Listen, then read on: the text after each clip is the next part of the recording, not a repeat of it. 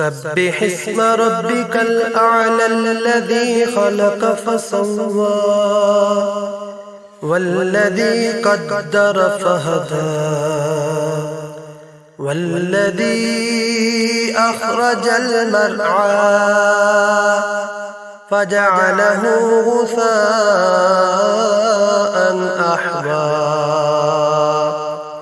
سنقرئك فلا تنسى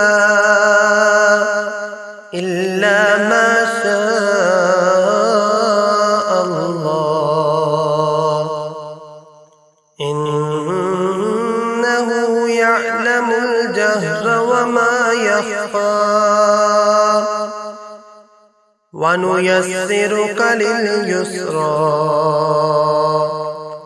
فذكر إن نفعت الذكرى سيذكر من يخشى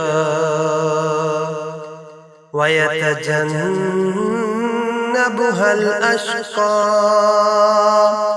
الذي يصلى النار الكبرى ثم لا يموت فيها ولا يحيا قد أفلح من تزكى وذكر اسم ربه فصلى بل تؤثرون الحياة الدنيا والآخرة خير وأبقى